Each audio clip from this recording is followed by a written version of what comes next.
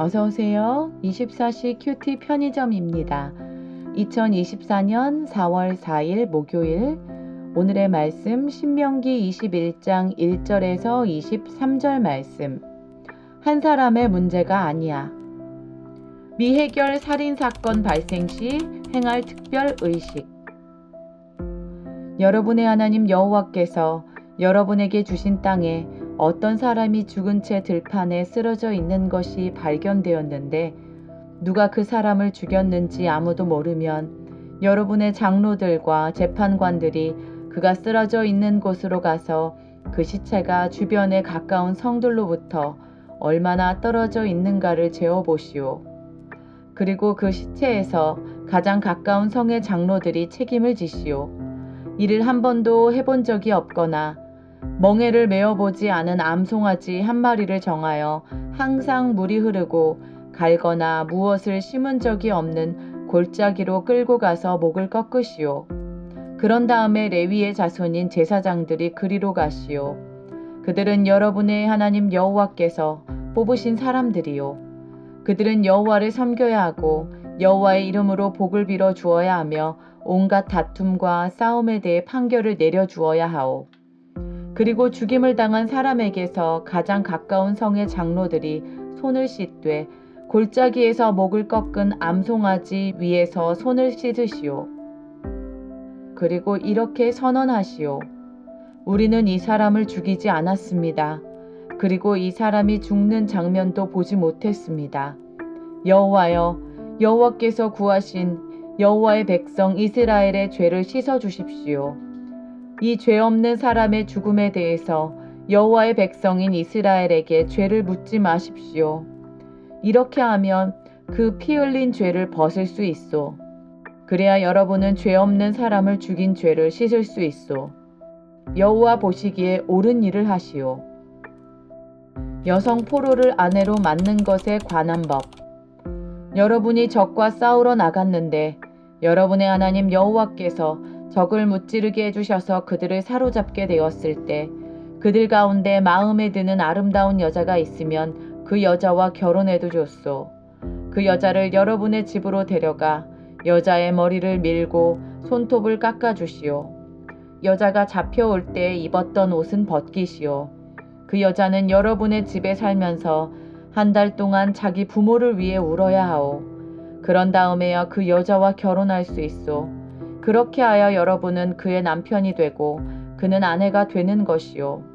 그러나 만약 그 여자가 마음에 들지 않으면 어디든지 그 여자가 원하는 곳으로 보내주시오. 그러나 돈을 받고 여자를 팔 수는 없소. 여자를 욕되게 하였으므로 노예로 취급하지 말아야 하오. 맏아들의 재산에 관한 법. 어떤 사람에게 두 아내가 있는데 한 아내는 사랑을 받았으나 다른 아내는 사랑을 받지 못하였다고 합시다. 그러다가 두 아내 모두 아들을 낳았는데 사랑을 받지 못하던 아내의 아들이 맏아들이라면 남편이 자기 재산을 아들에게 물려주는 날에 맏아들, 곧 그가 사랑하지 않는 아내의 아들이 받아야 할 몫을 자기가 사랑하는 아내의 아들에게 주면 안 돼요. 사랑을 받지 못하는 아내의 아들을 맏아들로 인정하고 자기의 모든 재산에서 두 몫을 그에게 줘야 하오. 그 아들은 그 아버지가 자녀를 낳을 수 있음을 보여준 첫 아들이므로 맏아들의 권리는 그의 것이요. 부모에 거역하는 자녀에 관한 법. 처형을 당한 법인에 관한 법. 어떤 사람에게 고집이 세고 아버지나 어머니의 말씀을 따르지 않으며 타일러도 듣지 않는 아들이 있으면 그의 부모는 그를 성문에 있는 장로들에게 데려가시오. 그의 부모는 장로들에게 이렇게 말하시오. 우리 아들은 고집이 세고 무엇이든 제멋대로 하려 들고 우리 말을 듣지 않습니다. 먹고 마시기를 좋아하며 언제나 술에 취해 있습니다.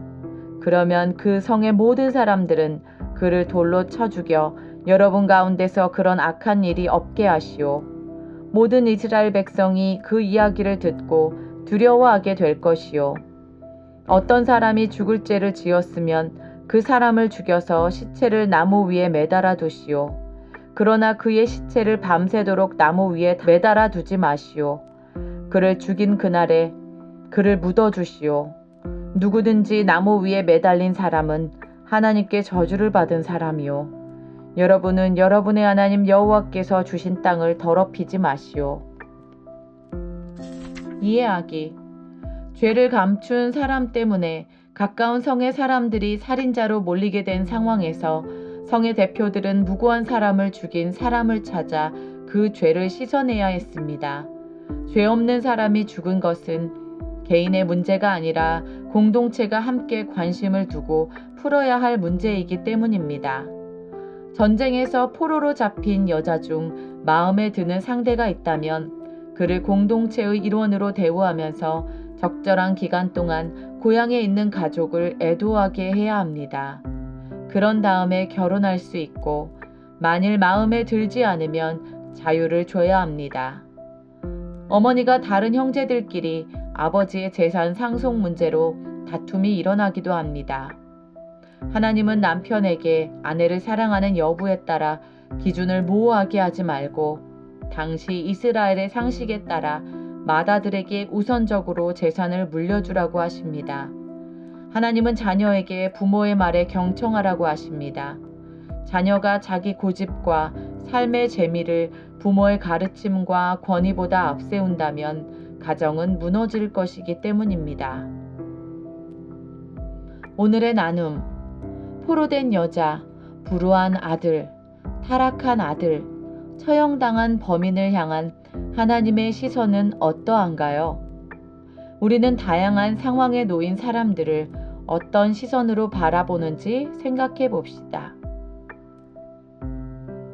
하나님, 오늘 신명기 말씀을 통하여서 한 사람을 귀하게 여기시는 주님의 마음을 봅니다.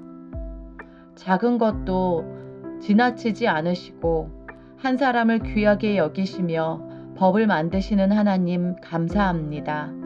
오늘도 내 옆에 있는 한 사람을 귀하게 여기고 주님의 마음으로 바라보며 사랑할 수 있게 하여 주시옵소서.